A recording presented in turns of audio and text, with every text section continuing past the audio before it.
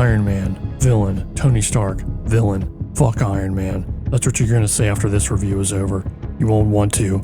At first you'll resist with every bone in your body, just like I did. But when you look at the evidence, you have to admit, just like I did, that there is something deeply wrong with this character. But how can you say that when he saves a whole stadium full of people?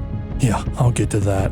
Here's one of the biggest problems with Tony Stark. He's Tony Stark. Yeah, in many ways, he's his own worst enemy. Sure, we can accept Tony as a charismatic genius and is capable of creating incredible technology and, by extension, means of protecting that technology.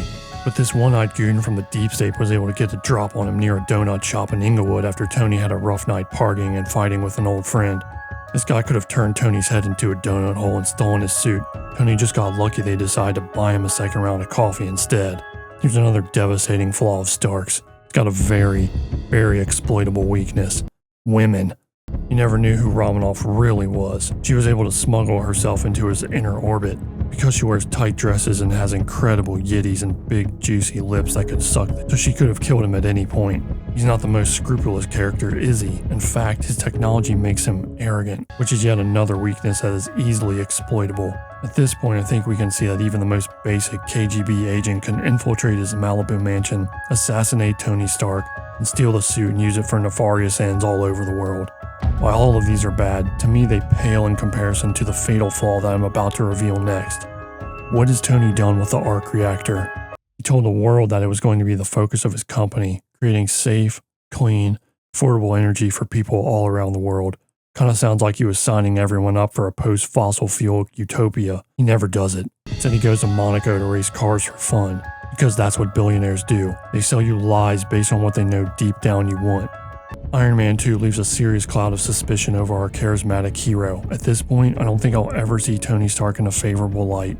And to think, before rewatching Iron Man 2, I was Team Iron Man. Now I think I gotta change jerseys. Sign up with Team Captain America. Yeah, I know Tony makes a great sacrifice way out in Endgame, but even then, I think he might have had dubious motivations. And I'll definitely interrogate them when the time comes.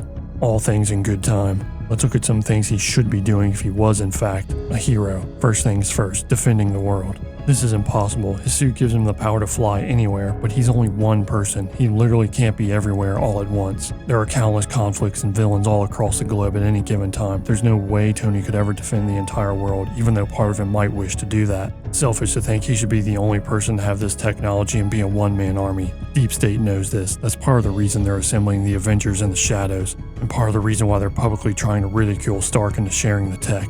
You know you're on the wrong side of an issue when even the Deep State and the corrupt American government is making sense against your claims. So what is Stark doing while all the bad people are doing bad things in different time zones? Well, he's getting pepper pot strawberries. He's driving race cars in Monaco. He's grappling with daddy issues. Oh yeah, he's dying. And you know what? We don't see him saving or protecting anyone in this movie until the very, very end. Doesn't seem so heroic now, does he? What about saving all those innocent people in the stadium?